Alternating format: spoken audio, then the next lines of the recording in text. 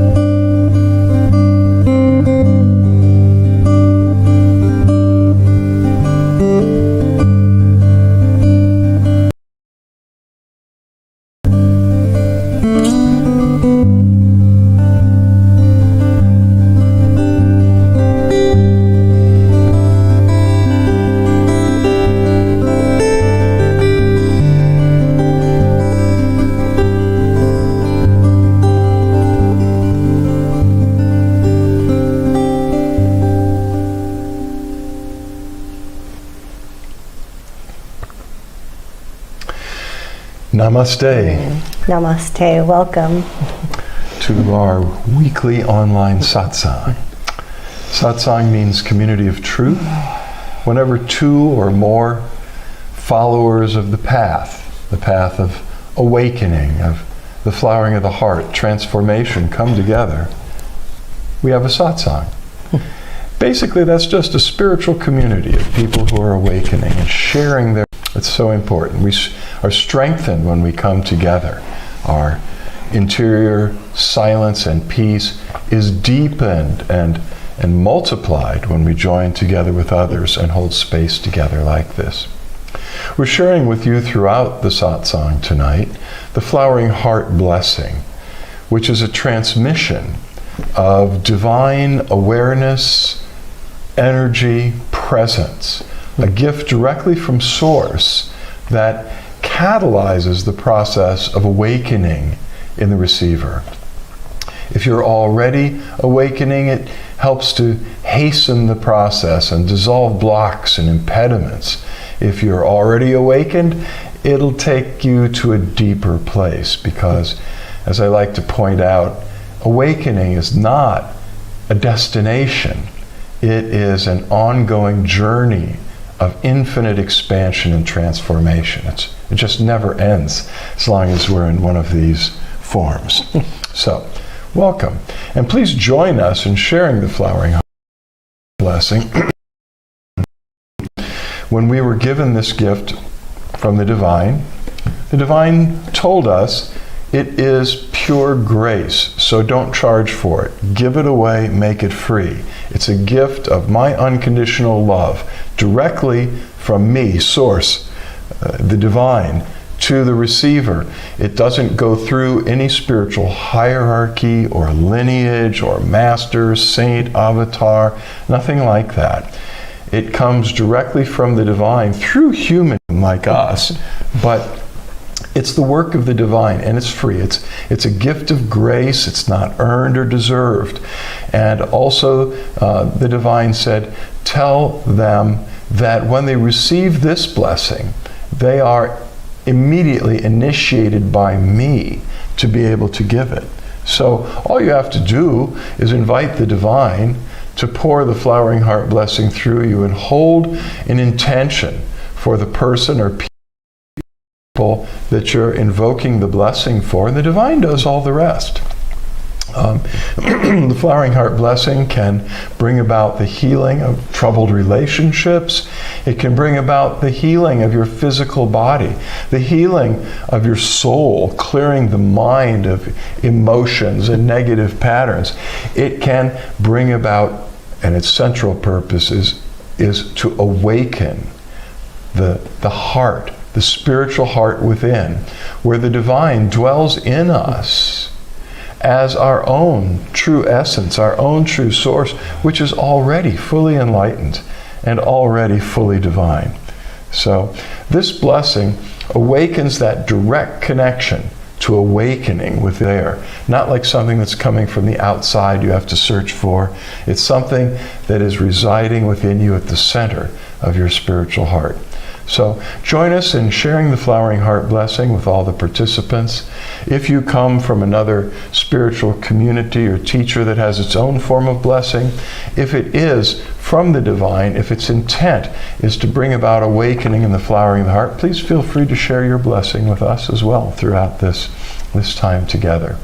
We open it at the beginning for questions and answers, hopefully, but by sharing our questions, what things we're puzzling over, we'd like some clarity on about the spiritual journey, about our spiritual practices, about awakening and divine union.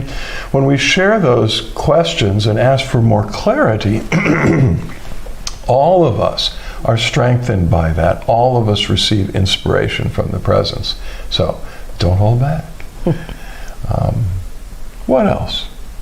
Communion? This Sunday is our monthly interfaith communion with the cosmic Christ. Interfaith means you don't need to be a Christian. You could be anything. You could be a Hindu, a Jew, a pagan. You are welcome to our interfaith communions. And we reference the cosmic Christ because that is the principle we've been talking about of the divine that dwells at the center of your spiritual heart. At the center of all things is a spark of the divine with the blueprint for ongoing evolution and unfolding. The cosmic Christ is that aspect of the divine that is pure unconditional love and compassion and is constantly pouring out grace at the center for our ongoing transformation. That cosmic Christ, or the God within, or the Paramatma in Sanskrit, has always been and always will be.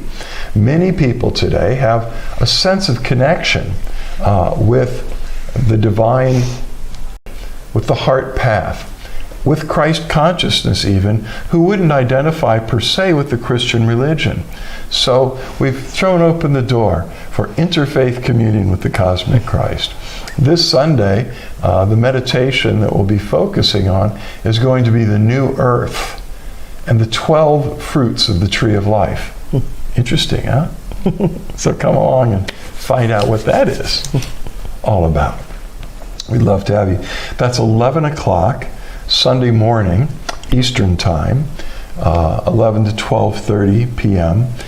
And it's right here on, if you're on Facebook Live, it's right on this page you found on my profile.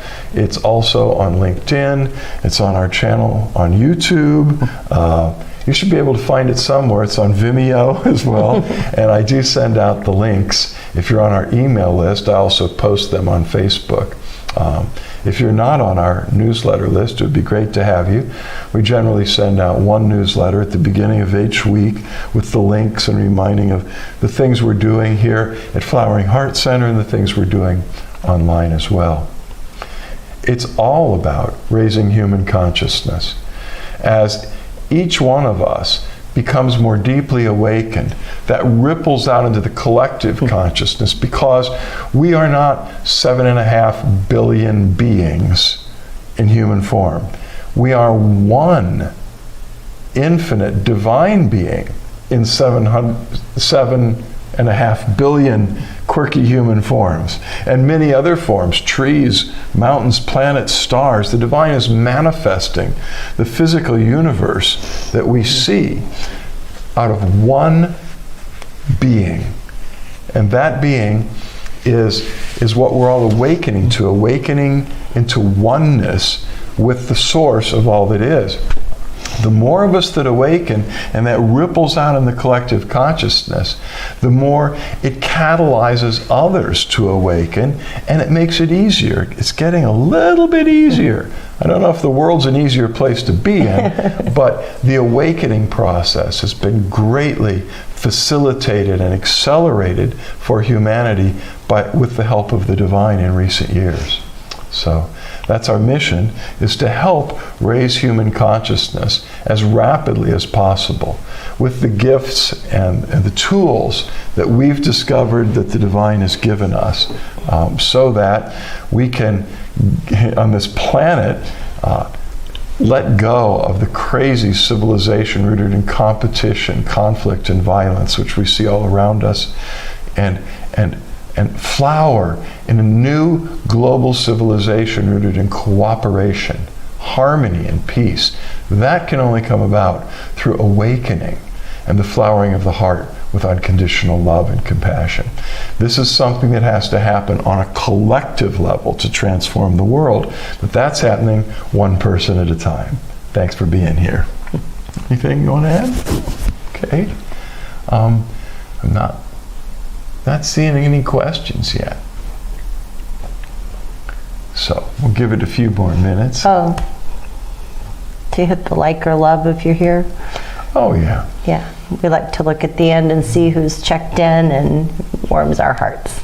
Yeah, so give us a thumbs up or a heart, which you can find somewhere on the screen. And we would appreciate it.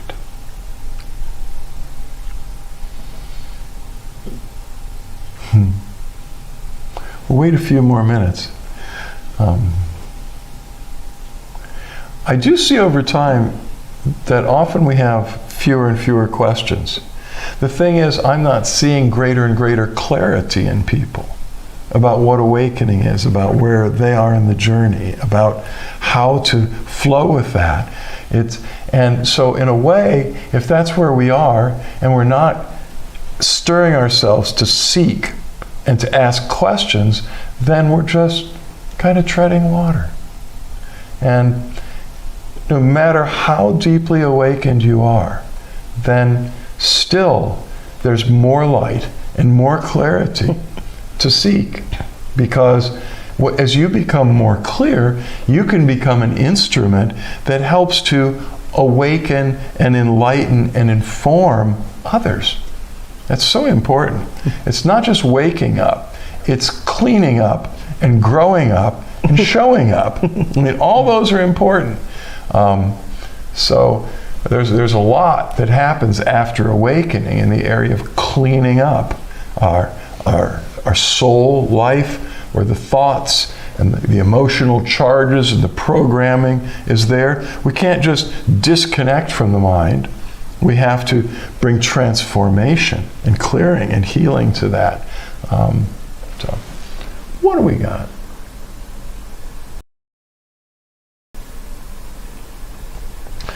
Well, Joanne says, sometimes I think that trying to pray for a better world is like feeding illusion.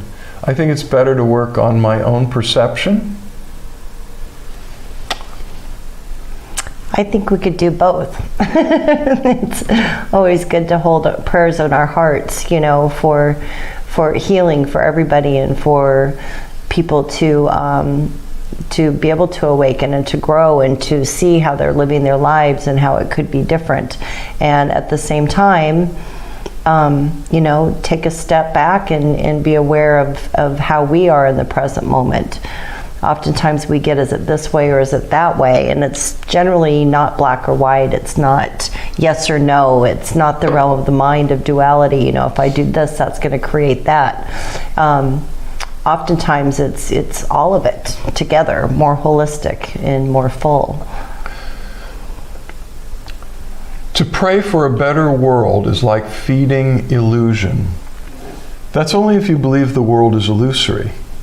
If the world's illusory, then we don't need to do anything, do we? Just wake up and you'll see the world is perfect the way it is. It's funny, though, that isn't what happened when Buddha woke up. When he woke up, he was full tilt, no longer working on his own perception. He was helping to awaken others from the misery of bondage to illusion. Simply praying, for a better world isn't enough.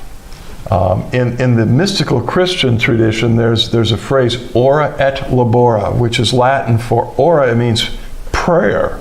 Et labora, work. Pray and work. Pray is a way to invoke and open the door for the divine presence. It said, you have not because you ask not. Ask and you'll receive. I'm standing at the door knocking, the divine presence says, seek me and you'll find me. Open the door and I will flood your life with grace. So there is definitely a work for prayer. I don't subscribe to, there are different points of view on this. I've heard it said, particularly in India, that the world is perfect as it is.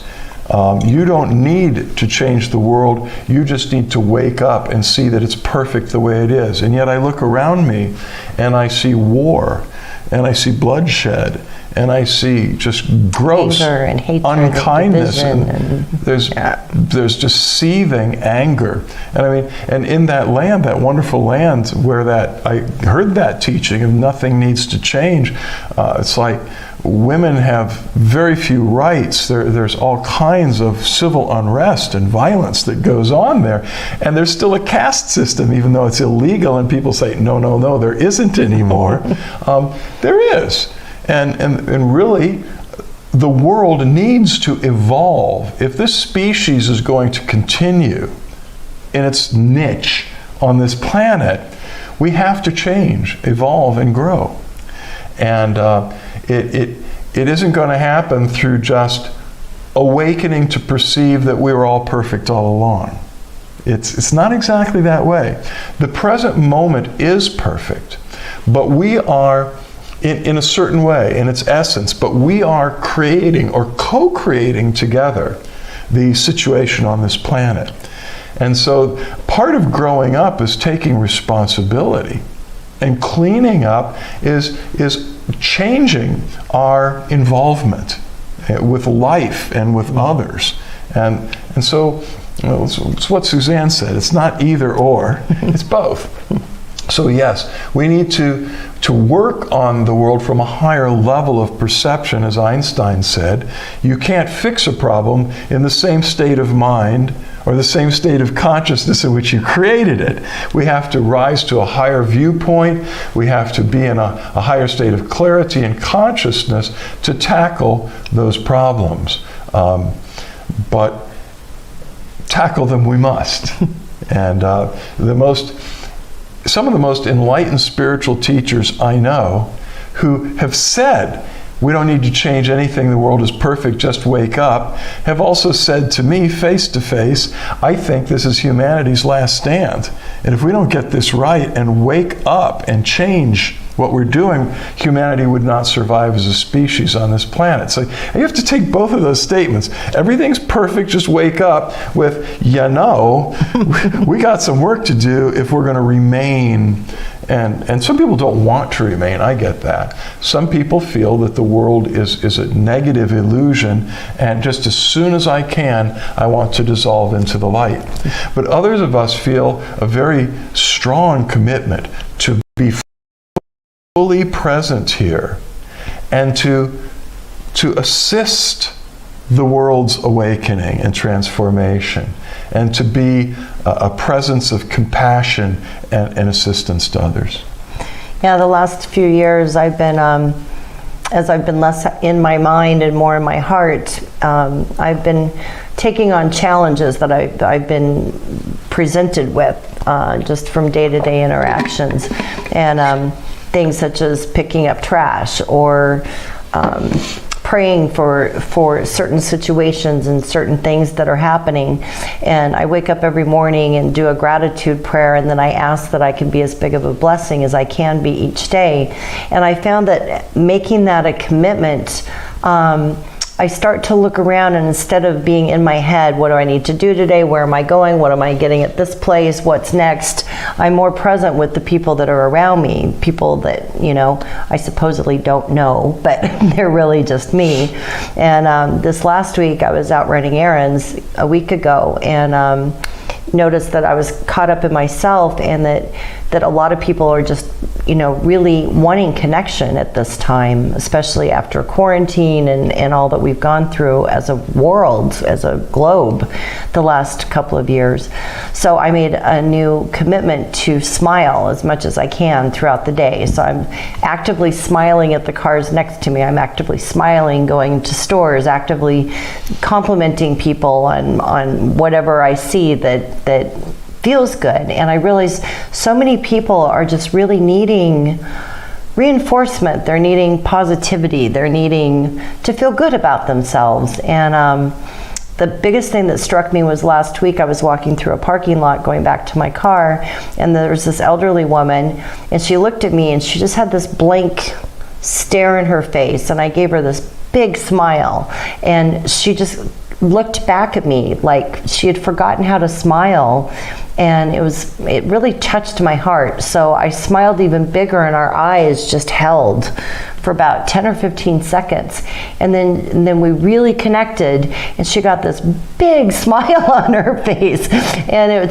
it moved me so much. Something that little moved me so much, so I made even more of a commitment. I think we could all use more smiles right now. I think we could all use more connection, especially since we've been wearing masks and things are, when we're not wearing a mask, I'm trying to, smile as much as I can.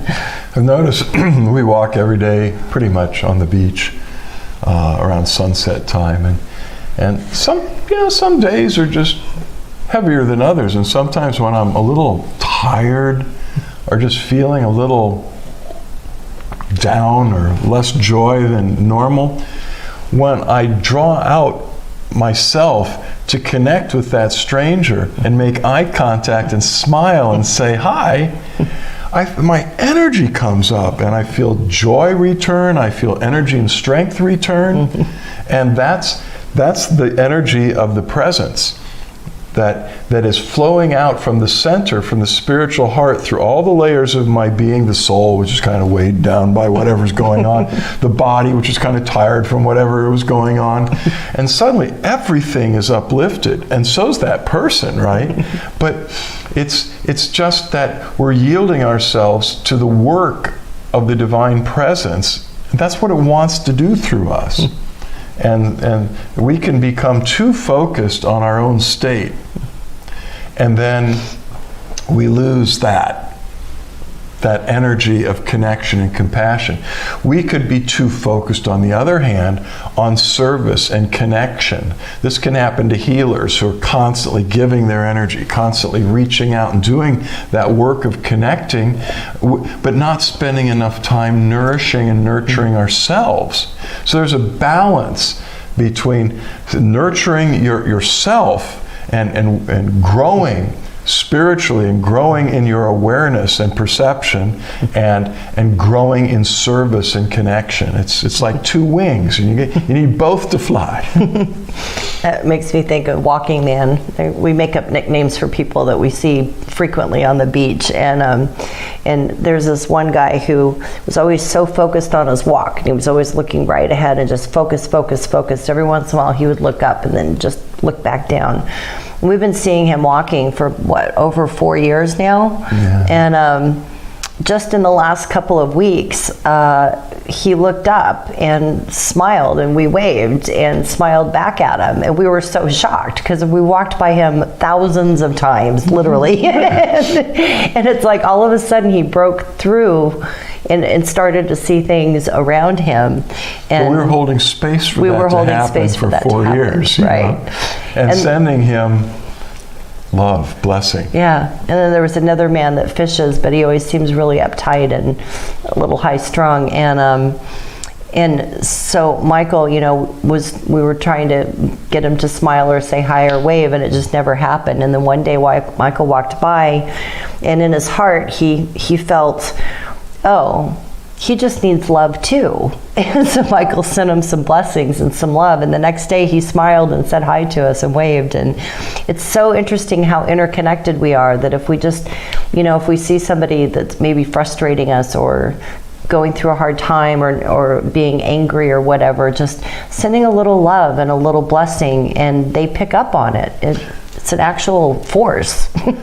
So we don't wax political here, but in line with what we were just saying, I've noticed that a lot of us don't want to connect with someone if we perceive they're on the other side of the political divide, whatever that is, whether you're conservative or liberal or red or blue or green or purple. And this is kind of all over the world.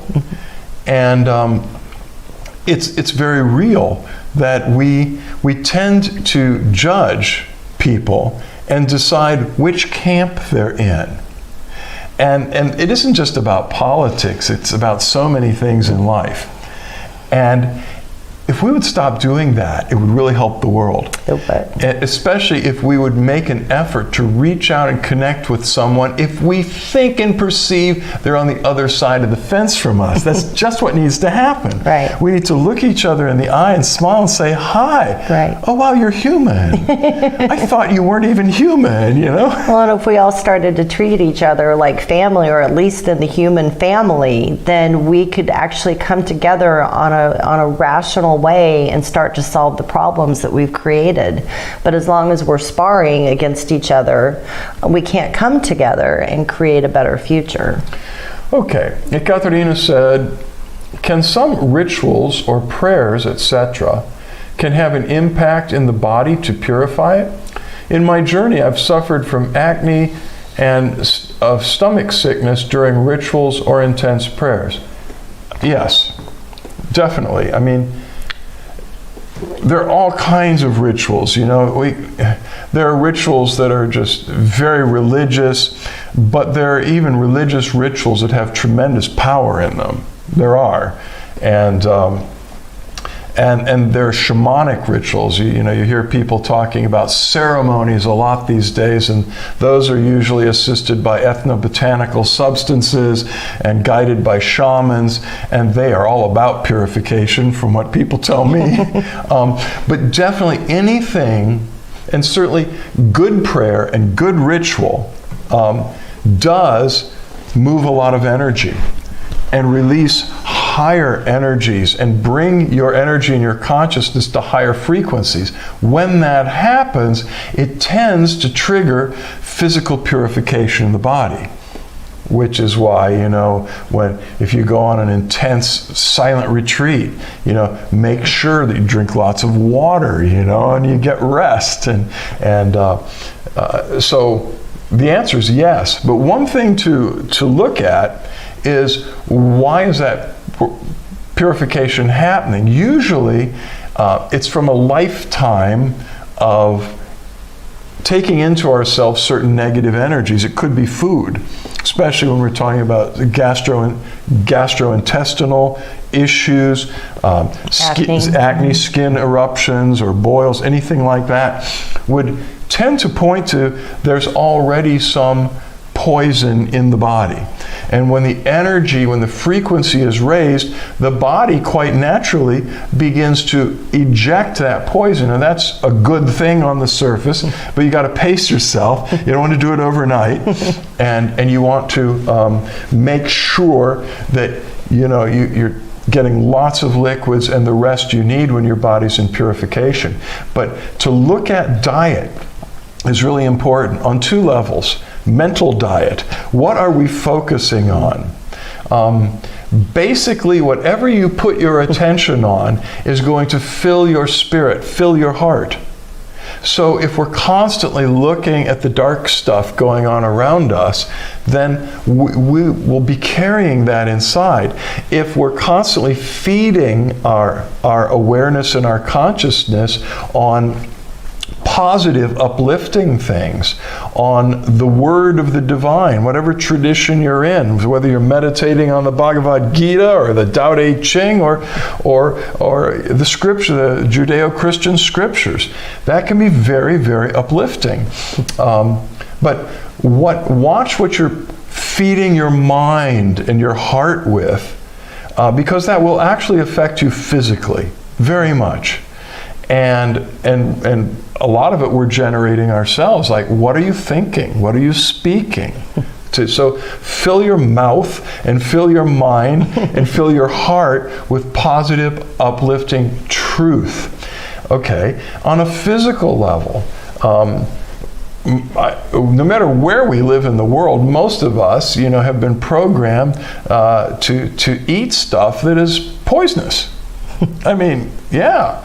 And I'm not preaching vegetarianism or anything else, but we are the only mammals that eat the corpses of other animals after cooking them.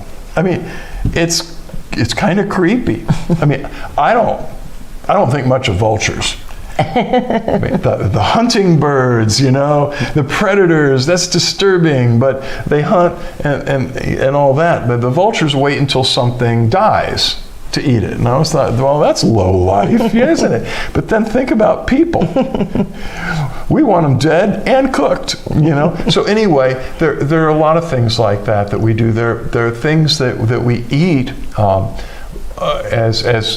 as humans evolved in the way that they lived. Grains have become a huge part of the diet of most people.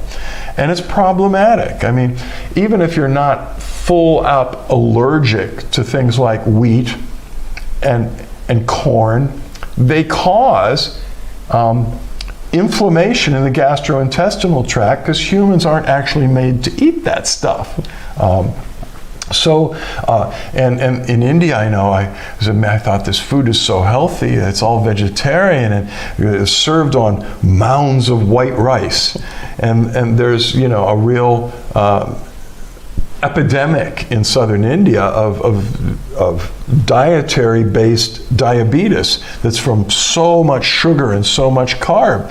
And there's such a thing as too much rice. Who would have thought, right? So if we clean up our diet, both in terms of our consciousness and in terms of our physical bodies, then purification that's triggered by rituals and intense spiritual practices is less and less and less of a problem. It can come to the point where there's virtually no purification happening when you get in a very intense energy zone, if you clean up. And we're not being judgmental. No. We do eat. Speaking fish from occasionally harsh and- experience, I mean, I've been through plenty of purification. I've had to clean up a lot, and I can still clean up a lot. But just those two things, looking at the grains that I really didn't need to be eating so much of, and I got rid of wheat completely, and dairy for me. Mm-hmm. And I would never criticize anyone for dairy, but just for me, giving up dairy, milk and butter and cream, cheese, oh my. Well, look, I mean, 100 pounds just melted off my body. 10 months. And that's transforming. I should have listened sooner. It wasn't like I didn't know better. My old friend, who's not so old, Sai Ma, a really profound female guru, said, Michael, if you really want to lose weight, just give up gluten and dairy. It'll just melt off you. And I went, yes, Ma, I know, but what's life without crispy bread with butter, you know? And Alfredo sauce. No, right. Anyway, so finally I did it, and I could always hear her words echoing, I told you so. I told you so. So there you go. Okay, Red writes, hey Red, two questions. What do you recommend for strengthening self-will? And two, do you have any workshops in the future on holding space, facilitating meditations for others? Okay, recommending strengthening of self-will is tricky. There are all kinds of things you can do to strengthen self-will. And a lot of that is I think taught by motivational speakers and teachers like Tony Robbins, and others will teach you how to take a strong intent and use your will to manifest the result that you want to see in your life. That said, we don't so much subscribe to that approach. That if you want to have strong self-will, try surrendering your will to the divine. So that your will begins to reflect the divine will, or the will of your highest sacred self. See, because a lot of us, when we're operating in self-will power, are really operating in separate self-ego power. And we don't want to strengthen that.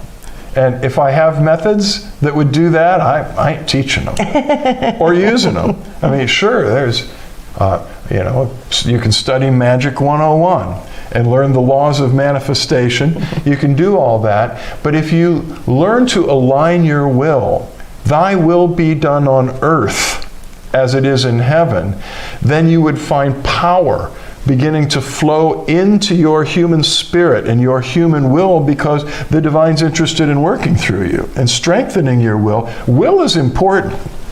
We don't want to be, just blobs floating around without any focus or willpower per se.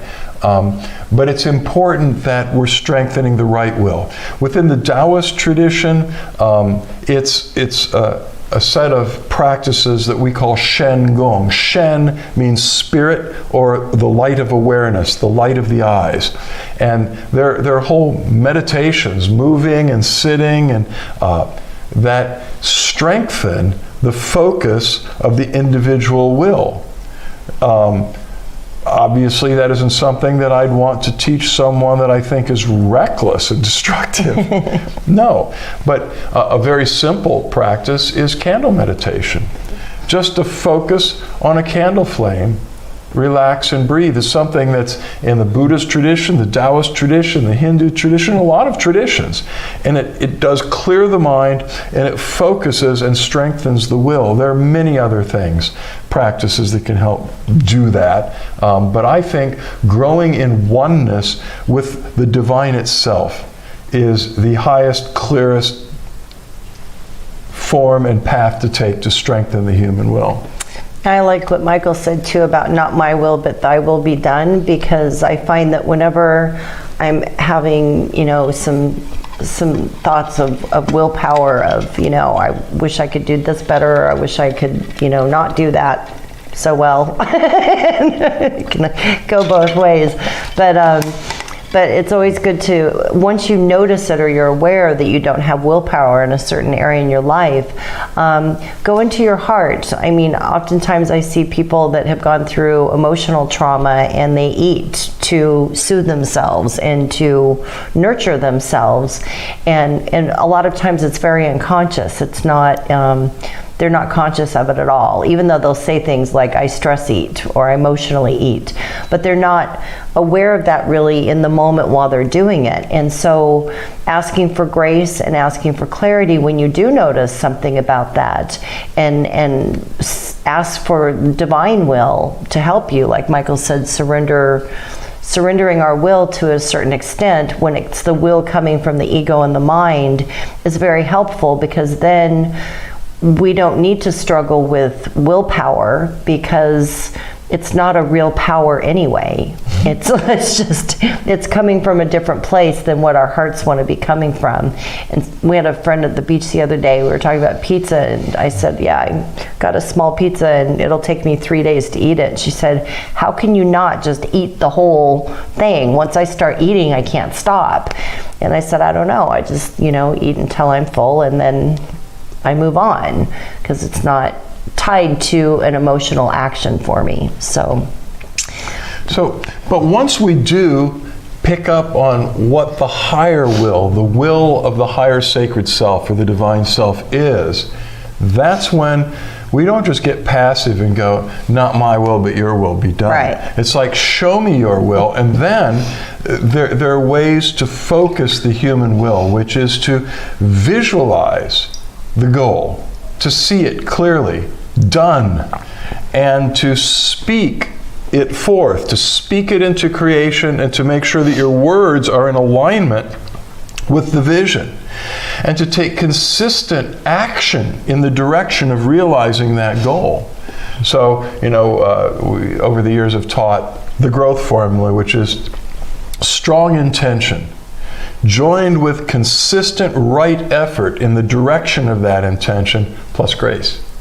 So always seek the participation, the cooperation, the partnership of the presence. And if you're headed in the right direction, it's just going to get stronger and stronger and stronger. There are principles to learn about aligning your thoughts, your intentions, your words, and your actions with the outcome that you want to see. That's a longer teaching. But it starts with what we've been talking about, alignment. When the human will and the divine will become one, all things are possible, literally. So. And about any upcoming workshops, it's funny because Michael and I have been praying for quite a while now for some inspiration, or for what kind of a workshop would benefit the community right now. And the direct thing that we've been hearing over and over again is, nobody needs the next big thing or the next big workshop. What we need to do now is to continue taking the tools, remember to use the tools that we have, and deepen into our connection with the divine presence, and our hearts flowering and being more aware in the present moment. So I don't know if we could put together a workshop on that. I'm sure. Look, true what you said. But so the workshops, the retreats that people need, is to deepen in what we've learned. Right. Well, Red's pointing directly to the central aspect. And I know that Red does this work, actually, he's working with leading people in meditation, holding space for people to, so a workshop on holding space and facilitating meditations for others is exactly what you said is needed, deepening in what we already have. That's what we need to do is hold space and of course facilitate for others. And a lot of people don't know how to do that. How do I hold space? How can I facilitate deepening in meditation for others? In a sense, that's all we do at Flowering Heart Center. I mean, everything else is icing on the cake. What we are doing here is holding space. This place is space for people to awaken and expand and grow. And all we do is facilitate meditations for others, whether it's Hindu chakra meditation, whether it's breath meditation, whether it's Taoist internal energy work. All of these are meditations designed to take people deeper. Of course, my favorite is helping people to discover the space between. The space between thoughts, the space between breaths, the space between the phenomena you're experiencing and hung up in this instant, and the next phenomena. There's always a space. And once you find that space, you've found the open door that is there between every breath you take and the next one is a door into unbounded, unlimited open space. And that space, as it turns out, is the presence itself, is our true self. And so we're doing that all the time. And yes, that's a great idea. So let me... Let's mold that over. Let me mold that over a bit. That might have been actually some more direction. Inspiration. And thank you for the question, because we already had got the first part, which is we don't need the next newest big thing, a new mantra to blow your socks off, or something. What we need to do, a new process. Because most of us are already awakened or awakening. And what we need to do is go deeper into the stuff we've found that really works. Yeah. Great question, Red. Thanks.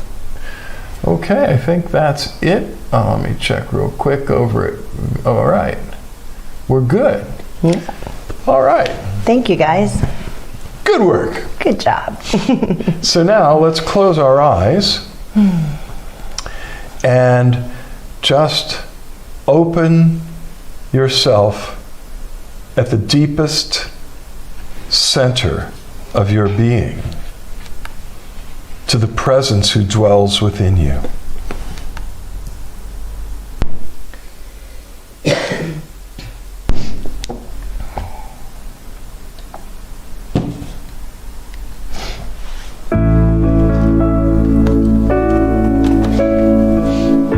There at the center of your being, invoke, invite, call upon the presence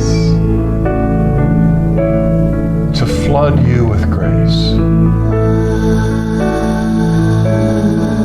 The presence within you loves you, unless you're quite evolved. This presence loves you more than you love yourself. Unconditionally, exactly as you are, no strings attached. It is the nature and the essence of the divine source itself to love unconditionally, without holding back, without judgment. This divine presence knows everything about you and everything about everything else. It is all-knowing, all-wise, all-loving, and all-powerful. We're just learning to open and to receive this grace, to flow with it and not be in the way of it. So there's nothing really to do right now except receive the flowering heart blessing that is pouring out upon you, to you, in you, and through you. It's everywhere, especially pouring out like a fountain at the center of your spiritual heart.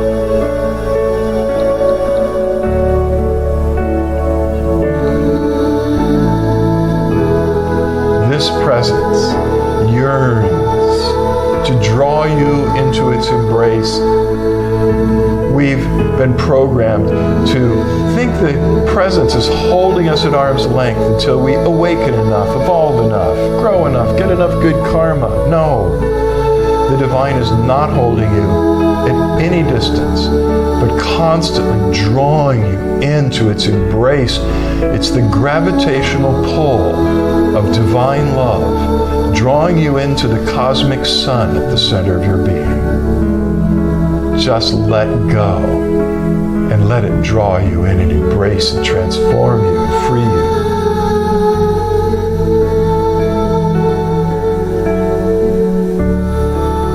Problems, burdens, let them go to the presence right now. Just give it to the divine who knows what to do about it, who has all the grace and all the power to help you. Now just let go. Welcome and receive the grace freely given.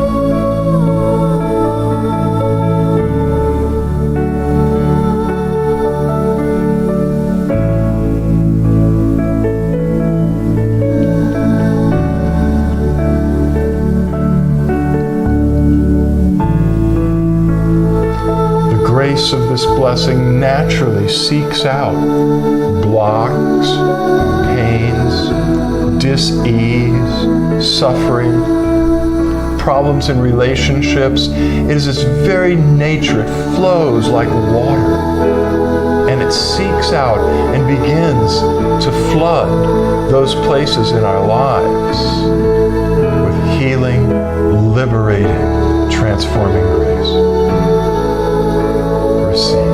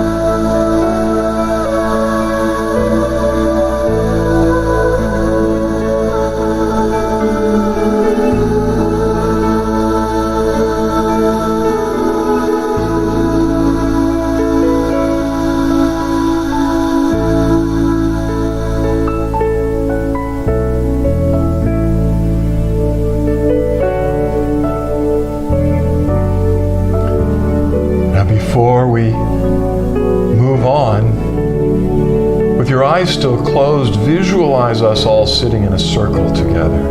Lift up your hands with your palms open, facing forward, and invite the presence to pour the flowering heart blessing through you to all the other participants in the satsang. There's nothing to do, just invite the divine, and the divine does the rest. And as grace is pouring through your being into the other participants, it's pouring back to you through them as we all melt into one with one another and with the presence itself.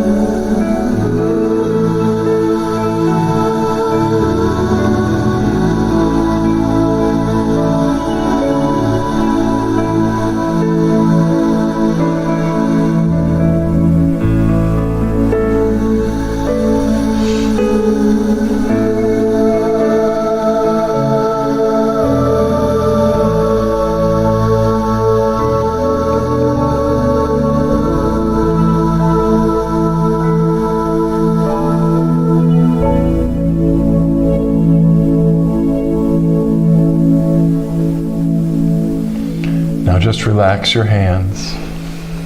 And when you're ready, gently open your eyes and begin to make direct eye contact with Suzanne and or me. Just make sure you keep looking at least one of our eyes. As we begin the light meditation, the presence floods us and begins to pour through Suzanne and me oceans of unconditional love and light and grace for awakening and transformation. As you keep making eye contact, that grace is flowing through every pore of our being, but especially through our eyes, which are the doorways of the soul. That light shines in through your eyes, into your spiritual heart, causing the flames of divine love, awakening, flowering, and transformation to become brighter and brighter and brighter within you, to flood you with grace. Just keep looking.